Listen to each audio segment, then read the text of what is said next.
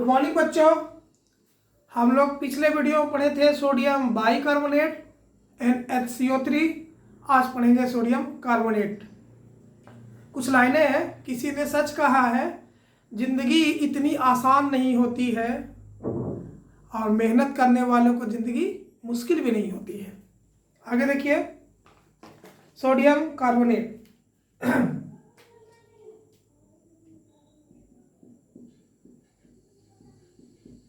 Sodium carbonate, sodium carbonate को हम लोग धोने का सोडा कहते हैं।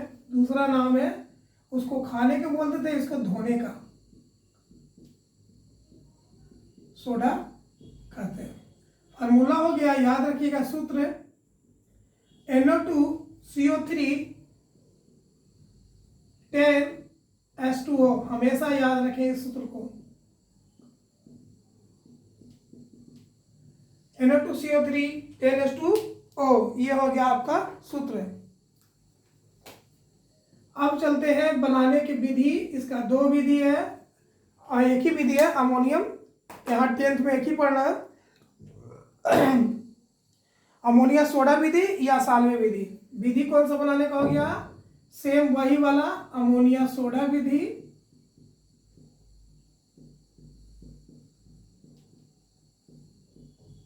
या बच्चों साल्वे विधि। यह हो गया बनाने का।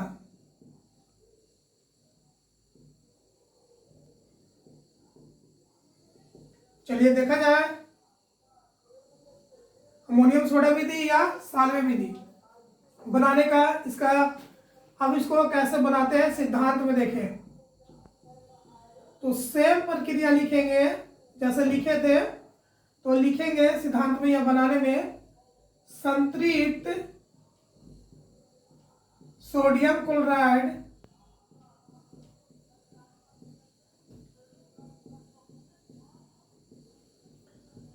को संतृप्त जलीय विलयन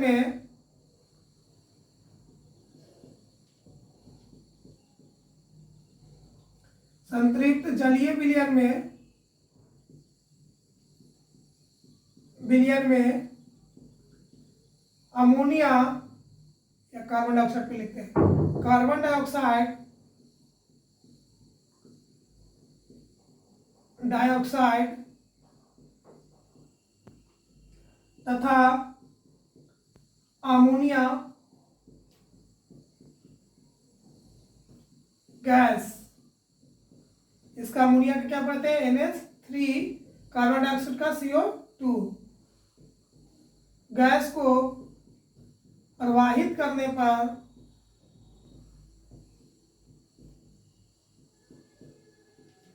सोडियम बाइकार्बोनेट बनता है। सेम बच्चों वही वाला, सोडियम बाई बोल रहे हैं, सोडियम कार्बोनेट नहीं, सोडियम बाइकार्बोनेट प्राप्त होता है।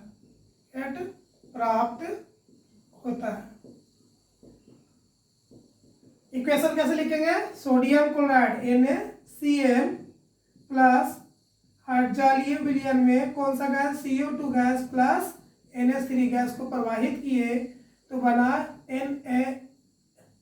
NaCO3, sodium bicarbonate plus ammonium chloride.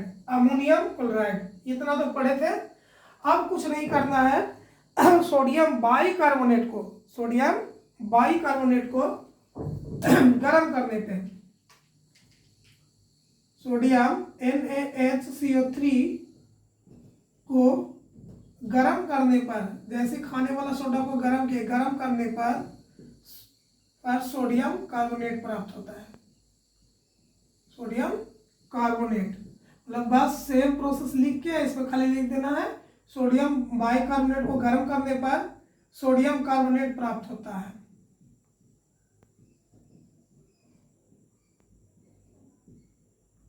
Sodium carbonate प्राप्त होता है। इक्वेशन में सोडियम बाइकार्बोनेट के गर्म करते लिखेंगे 2NaHCO3 को क्या किए बच्चों? तो गर्म किए। गर्म करने पर क्या प्राप्त हो गया? Sodium bicarbonate NO2CO3 plus H2O plus CO2 पूरा लिखना पड़ेगा, इसका पूरा पहले लिखना होगा सोडियम कार्बोनेट का पहले लिखना होगा सोडियम बाइकार्बोनेट का, और सोडियम बाइकार्बोनेट को लिखेंगे, उसके बाद इतना लिखने के बाद ये लिखेंगे सोडियम कार्बोनेट, सोडियम बाइकार्बोनेट को गर्म करेंगे तो सोडियम कार्बोनेट प्राप्त होगा। सोडियम बाइकार्बोनेट को गर्म करेंगे तो सोडियम कार्बोनेट प्राप्त होगा। मतलब सेम उसी चीज को लिखना है जैसे पढ़े थे सोडियम बाइकार्बोनेट, पूरा उसका डिफिनेशन लिख के आइए लिख देना है। और आपको ये डिफिनेशन समझा दिए थे, आप पिछले वाला वीडियो में जाके आप देख सकते हैं। सोडियम क्लोराइड को जलीय विलयन में कार्बन डाइऑक्साइड और अमोनियम गैस प्रवाहित करने पर सोडियम बाइकार्बोनेट प्राप्त हुआ और अमोनियम क्लोराइड, और यही सोडियम बाइकार्बोनेट को गर्म किए तो सोडियम कार्बोनेट प्राप्त हुआ। ठीक है, ये क्या है बच्चों? Sodium bicarbonate.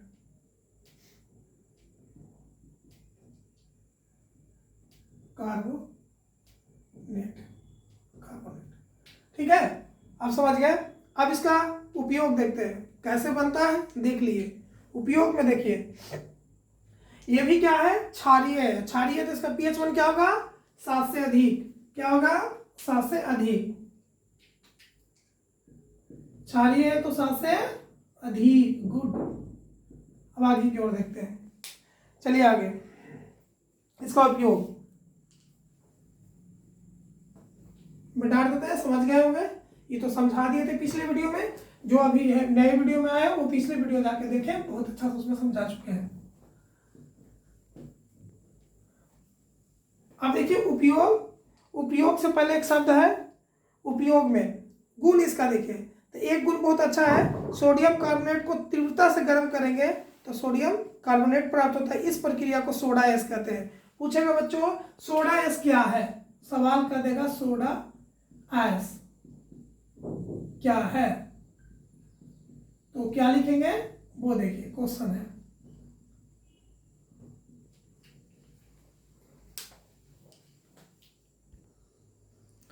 सोडा एस क्या है? तो सोडियम कार्बोनेट को तीव्रता से गर्म करेंगे। क्या करेंगे बच्चों? सोडियम कार्बोनेट मतलब ये जो प्राप्त हुआ सोडियम कार्बोनेट को गर्म करेंगे तेजी से, तो अनाद्र बनेगा सोडियम कार्बोनेट। अनाद्र सोडियम कार्बोनेट को ही सोडा एस कहते हैं। पूछेगा सवाल कि सोडा एस क्या है, तो सोडियम कार्बोनेट को अत्यधिक तीव्र से गर्म करने पे जो प्राप्त होता है अनाद्र सोडियम कार्बोनेट, इसी अनाद्र सोडियम कार्बोनेट को सोडा एस कहते हैं, राख कहते हैं। क्लियर? समझ गया? सोडा एस अनाद्र सोडियम कब बनेगा? इसको जब क्या करेंगे? गर्म। इक्वेशन देखिए क्या पढ़े थे? Na2CO3 10:1, बस इसको गर्म कर दिया तो हो गया Na2CO3 प्लस 10:2। अलग हो गया, पानी अलग हो गया, सूखा सूखा, तो जो इसमें नमी था निकल गया। ठीक है, उत्फुल्लन क्या है ये समझ गए? तो सोडियम कार्बोनेट को गर्म करने पे जो प्राप्त होता है उसे सोडा एस कहते हैं, सिंपल भाषा। सोडियम कार्बोनेट को हवा में खुला छोड़ दिए, मतलब खुला छोड़ दिया तो वो रावाकरण जल को त्याग कर दिया एकदम। जैसे सोडियम कार्बोनेट प्राप्त हुआ जो पाउडर, उसको हवा में छोड़ दिए, तो छोड़ने पर प्राप्त होता है सोडियम कार्बोनेट मोनोहाइड्रेट बनता है। जब सोडियम कार्बोनेट मोनोहाइड्रेट बनेगा उस प्रक्रिया को उत्फुल्लन कहते हैं। एग्जाम में उत्फुल्लन क्या है? तो सोडियम कार्बोनेट को हवा में खुला छोड़ दिए, हवा में खुला छोड़ने पर सोडियम मोनोहाइड्रेट बना, इस प्रक्रिया को उत्फुल्लन कहते हैं। क्लियर? अगर सोडियम कार्बोनेट को तेजी से गर्म किए और गर्म करने पर अनाद्र सोडियम कार्बोनेट बचा, उसे सोडा एस कहते हैं। और हवा में खुला छोड़ देने पर सोडियम मोनोहाइड्रेट बना, उसे उत्फुल्लन कहते हैं। ठीक है बच्चों, अब आगे देखिए।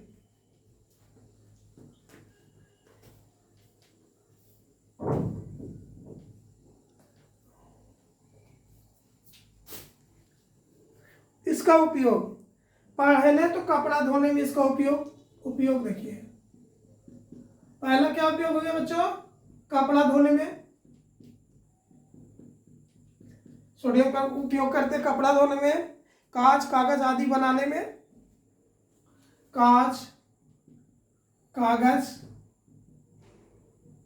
बनाने में, कांच कागज इत्यादि बनाने में। ठीक है, फिर इसको उपयोग करते हैं हम लोग जल का खारापन दूर करने के लिए, 1 2 तीसरा, जल का खारापन दूर करने के लिए, खारापन समझते हैं ना, खारापन दूर करने के लिए उपयोग होता है। समझ गए? जल को खारापन दूर करने के लिए हम लोग इसका उपयोग करते हैं। खारापन या खारा। अब एक सवाल आता है बच्चों, खारा जल किसे कहते हैं? कड़वा जल या खारा? खारा जल या खारापन जल। खारापन जल क्या है? जो खारापन होता है, किसके कारण जल खारापन होता है? खारापन जल को दूर करने के लिए ऑप्शन पूछेगा ऑब्जेक्टिव में कि खारापन जल को दूर करने के लिए किसका उपयोग करते हैं? तो खारापन जल को दूर करने के लिए सोडियम कार्बोनेट का उपयोग करते हैं। तो अब आया कि खारापन जल किसे कहते हैं, तो वो देखिए,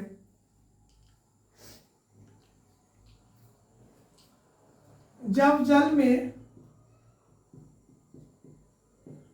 कैल्शियम तथा मैग्नीशियम की उपस्थिति ज्यादा हो, उस जल को खारापन जल कहते हैं, या खारा जल कहते हैं, या खारापन जल कहते हैं। समझ गए? खारापन जल कहते हैं। क्या उपस्थिति है बच्चों? कैल्शियम और मैग्नीशियम की उपस्थिति के कारण जल क्या हो गया? खारापन। जल क्या हो गया? खारापन। किसका? कैल्शियम और मैग्नीशियम की उपस्थिति के कारण जल खारापन हो गया। अगला सवाल आया आपके पास, इसको मिटा देते हैं। अब समझ गए सब? 2 नंबर का सवाल ऐसे आ जाए,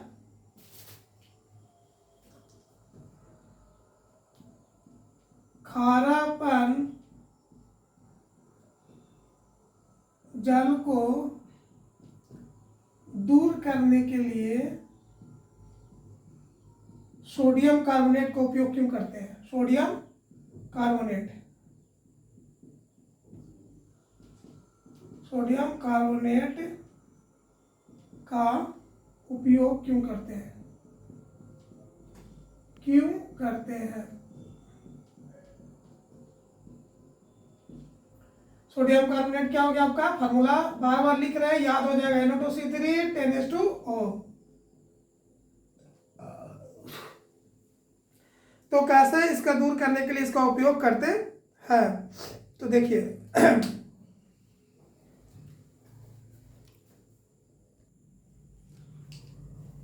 उत्तर है, आंसर लिखिएगा, जल में कैल्शियम तथा मैग्नीशियम उपस्थित होने के कारण जल खारा होता है। जल खारा होता है।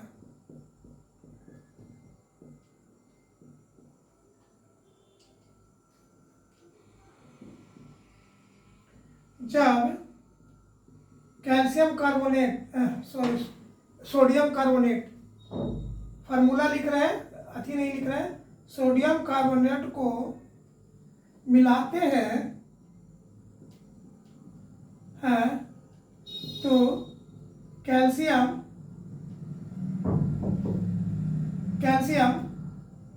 अवक्रिया कर कैल्शियम तथा मैग्नीशियम अवक्रिया कर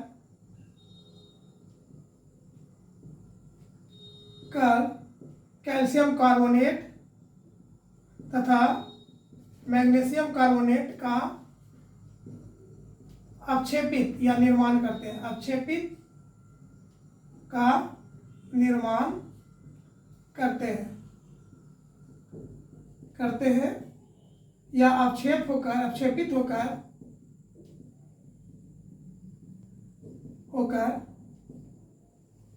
निर्माण करते हैं या अवक्षेपित हो जाते हैं। जिससे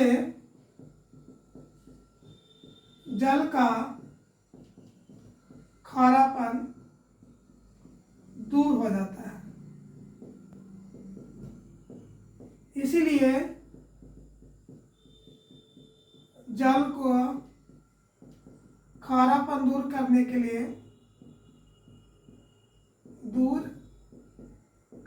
लिए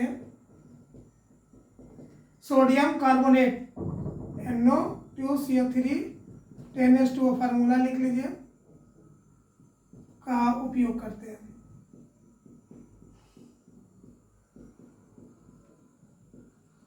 ठीक है,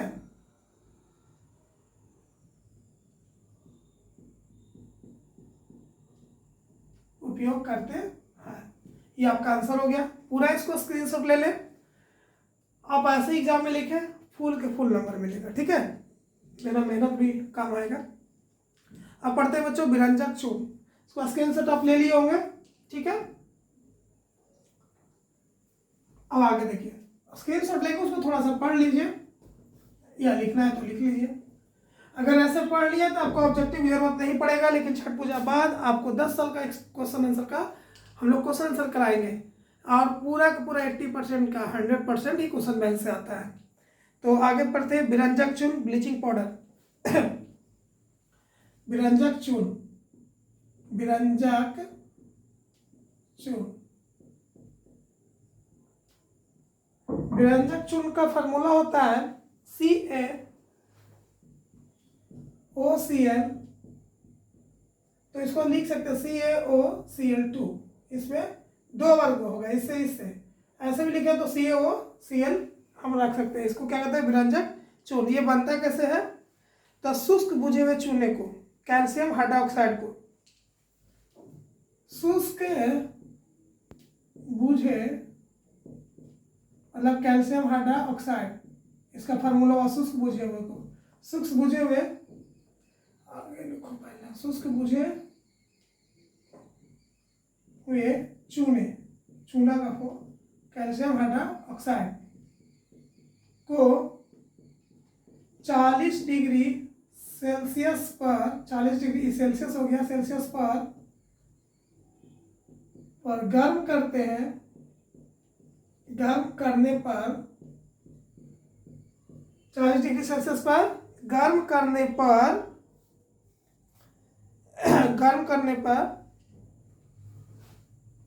उस पर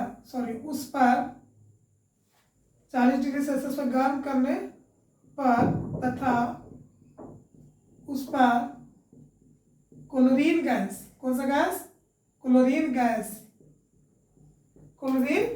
गैस प्रवाहित करने पर, क्लोरीन गैस मतलब CO2 गैस प्रवाहित करने पर विरंजक चूर्ण प्राप्त होता है। विरंजक चूर्ण प्राप्त होता है, समझ गए।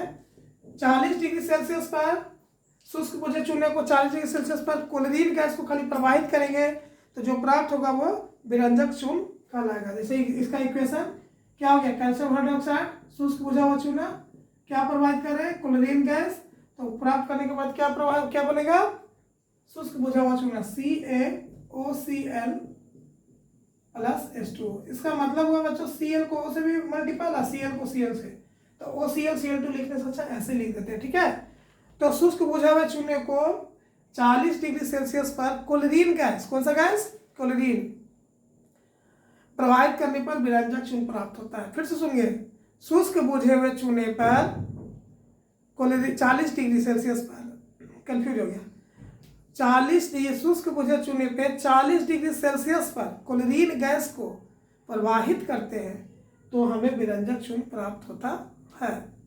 शुष्क बुझे हुए चूने पे 40 डिग्री सेल्सियस पर कौन सा गैस प्रवाहित करेंगे, क्लोरीन गैस प्रवाहित करते तो शुष्क बुझा चूना प्राप्त होता है। शुष्क बुझे हुए चूने पर क्लोरीन गैस प्रवाहित करने पर कितना डिग्री, 40 डिग्री पर, तो शुष्क बुझा विरंजक चूर्ण प्राप्त होता है, क्लोरीन गैस। आपका विरंजक चूर्ण ये हो गया। इसको उपयोग जल अम्लीय सिंपल, इसका उपयोग कीटनाशक के रूप में होता है। किसको, कीटनाशक, कीटाणु के मारने में, कागज और कपड़े को विरंजन करने में, रंगने में, क्लोरीन और क्लोरोफॉर्म बनाने में।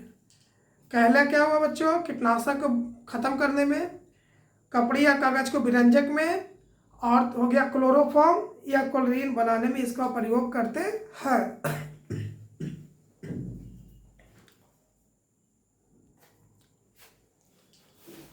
तो चलिए बच्चों, अब नेक्स्ट वीडियो में इसका फिर पढ़ेंगे प्लास्टर ऑफ पेरिस पढ़ेंगे और नावाकरण के जल पढ़ेंगे, जो लास्ट हो जाएगा और चैप्टर समाप्त हो जाएगा। तो वीडियो को अच्छा से देखिए और इसका फ़ायदा उठाइए। लाइक और कमेंट जरूर कर दें, दोस्तों में शेयर कर दें, और वीडियो देखने के लिए बहुत बहुत धन्यवाद बच्चों। जय हिंद, जय भारत।